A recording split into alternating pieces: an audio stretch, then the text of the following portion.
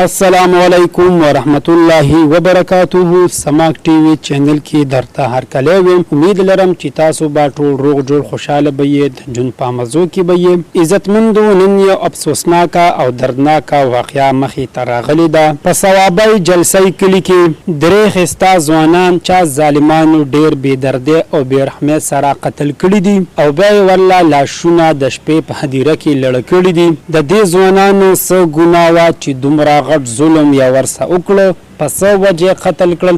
راځئ عزتمندو دا ټول معلومات موږ سره په دې ویډیو کې وګورئ چې پورا معلومات نه خبر شي. خو تاسو موږ سره په دې ویډیو کې نه وي، مهرباني وکړئ زموږ دا چینل ما در سره سبسکرایب کړئ، خو کې وسه غنټې نشان وهي چې هر یو نیو معلوماتي ویډیو تاسو ته په اسانۍ سره ملاویږي. عزتمندو، الله تعالی دې په پښتنو باندې خپل فضل او کرم وکړي.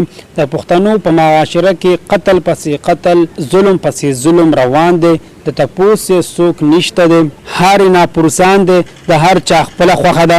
دا ځوانان د څو ورځو نه مخکې غیب وو چې نن یې لاشونه په یو هدیره کې پیدا شول، د شپې چا لړه کړي وو. د دې ځوانانو هېڅ ګناه نه وه، نه د خاندان چا سره څه تاوتریخوالی وو، نه چا سره څه پټۍ پوله شریک وو. ډېر په بد حال باندې چا قتل کړي دي. پولیس والا تفتیش شروع کړی دی، درې واړه د علاقې هسپتال ته منتقل کړي دي، پوسټ مارټم یې ورله کړی دی، تفتیش شروع دی.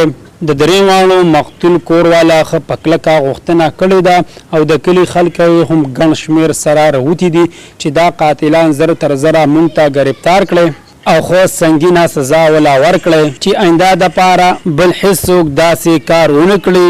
زمونږ پولیس والا ته هم دا غوښتنه ده چې دا قاتلان زر تر زره گرفتار کړي، ځکه چې په معاشره کې دا قتل عام ډیر زیات شوی دی. قتلونه ورځ تر ورځه کېږي او قاتل تر اوسه پورې لا گرفتار شوی نه دی. عزتمندو، یو شی یو موټی شی د دې ظالمانو خلاف ودرېږئ، اواز اوچت کړئ، ښه په کلکه د حکومت نه غوښتنه وکړئ چې دا ظالمان قاتلان د معاشرې نه مکمل صفا کړی شي. دوستانو، دا وه زموږ د دې وخت نیو معلوماتي ویډیو.